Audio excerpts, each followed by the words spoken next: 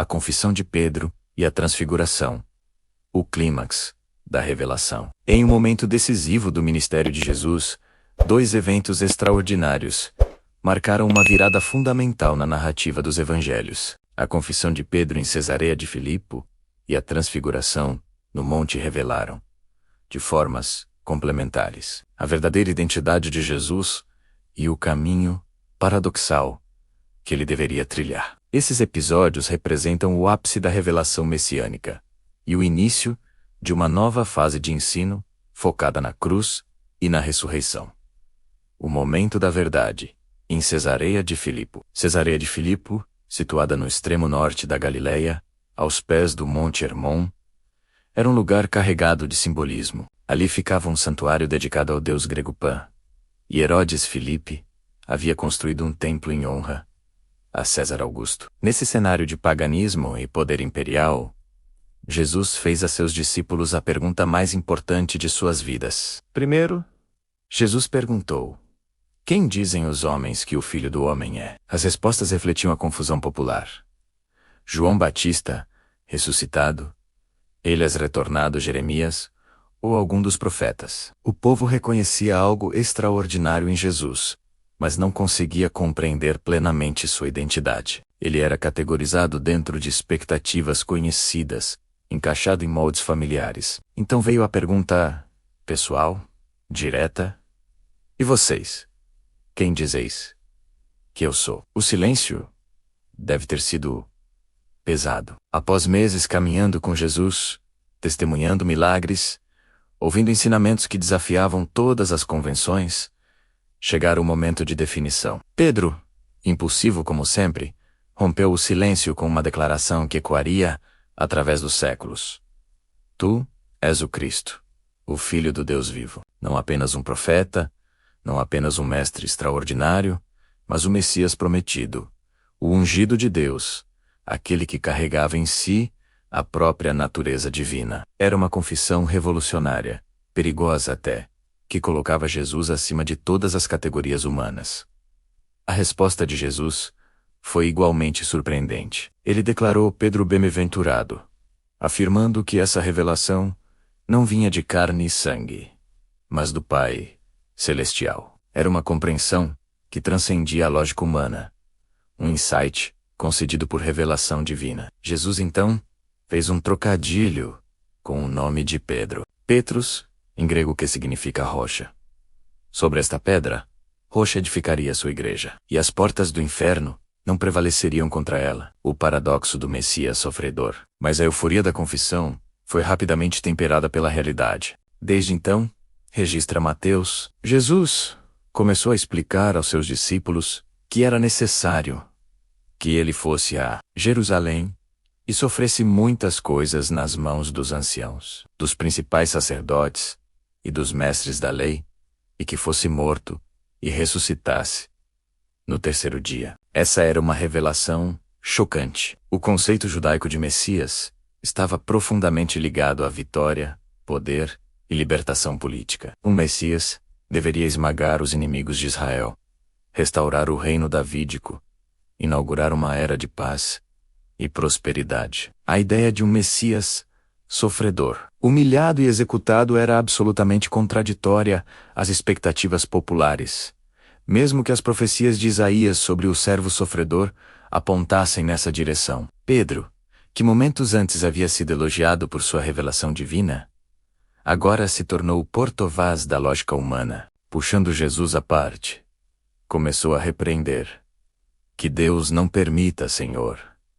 Isso jamais te acontecerá. Era uma objeção nascida do amor, da lealdade, mas também da incompreensão fundamental sobre a natureza da missão messiânica. A resposta de Jesus foi severa: para trás de mim, Satanás. Você é uma pedra de tropeço para mim, e não pensa nas coisas de Deus, mas nas dos homens. O mesmo Pedro, que acabara de receber revelação divina, agora se tornava instrumento de tentação, ecoando a mesma proposta satânica do deserto: um messianismo de glória sem cruz, de poder sem sofrimento, de coroa sem calvário. Jesus então expandiu o ensino para todos os discípulos, estabelecendo um princípio fundamental.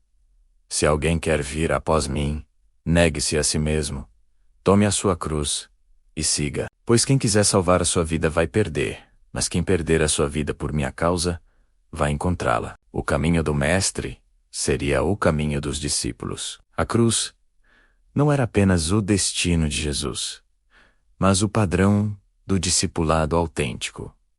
A transfiguração, glória revelada. Aproximadamente uma semana depois dessa conversa crucial, Jesus levou Pedro, Tiago e João a um monte alto. A tradição identifica esse local como o Monte Tabor, embora alguns estudiosos sugiram o próprio Monte Hermon, próximo a Cesareia de Filipe. O importante não é a geografia precisa, mas o que aconteceu naquele lugar. Enquanto Jesus orava, algo extraordinário ocorreu. Sua aparência foi transformada diante deles. Seu rosto resplandeceu como o sol, e suas roupas tornaram-se brancas como a luz, mais brancas do que qualquer lavadeira na terra poderia fazer. Era uma manifestação da glória divina que habitava nele, uma revelação momentânea de sua verdadeira natureza, que normalmente permanecia velada pela humanidade.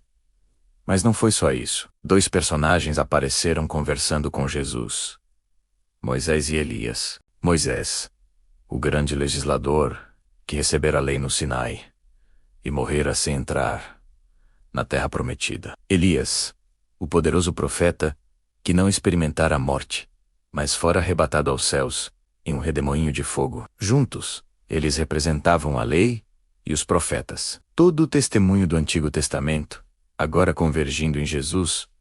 Lucas registra o tema da conversa.